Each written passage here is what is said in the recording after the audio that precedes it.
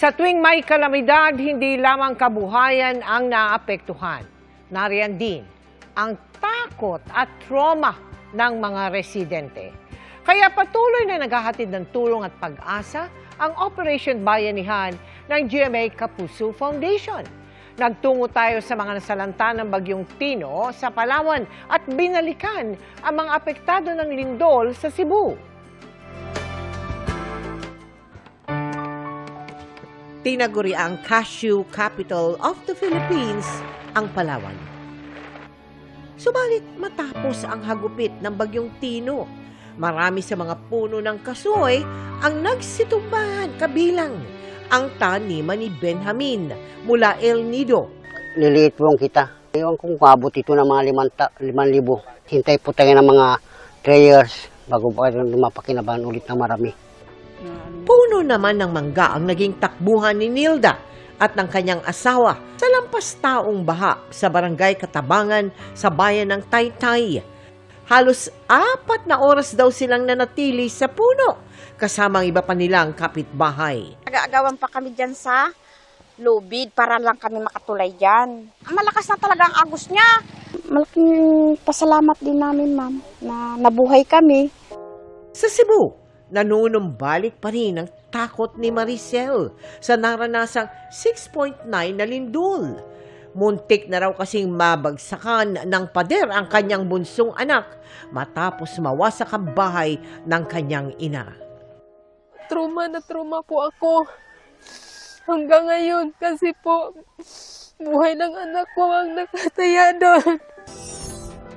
Bago matapos ang taon, nagtungo ang Operation Bayanihan ng GMA Kapuso Foundation sa Palawan para hatiran ng food packs at tubig ang mga naapektuhan ng Bagyong Tino sa Taytay, Rojas at El Nido.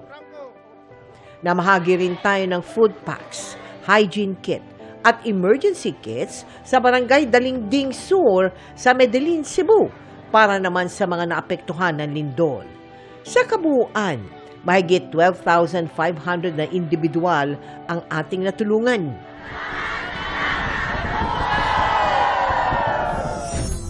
Sa mga nais makiisa sa aming mga projects, maaari po kayo magdeposito sa aming mga bank account o magpadala sa Cebuana Luwilier. Pwede ring online via GCash, Shopee, Lazada, Globe Rewards at Metrobank credit card.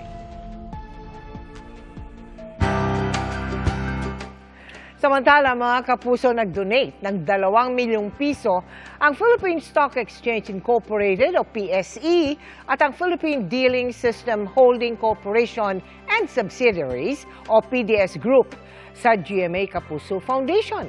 Ilalaan po yan para sa mga pamilyang naapektuhan ng Super Typhoon Uwan sa Catanduanes. Pinangunahan ni na PSE at PDS Chairman Jose T. Pardo at President and CEO Ramon S. Monzon ang pagbibigay ng donasyon kasama ang iba pang opisyal.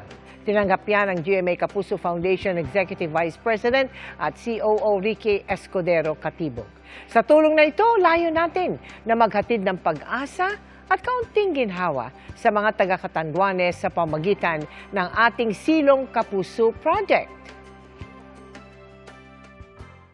We need to donate. We need to help the people that were affected. We said we have to give it to somebody or to an organization that, we're sure can get to the people that we want to help. And so we decided on giving it to the Kapuso Foundation. The most affected area by Super Typhoon Uwan is the province of Catanduanes. At tayo ay mag-i-implement ng Silong Kapuso Project there. Muli, taus-puso po kaming nagpapasalamat sa tulong na inyong ibinigay sa GMA Kapuso Foundation.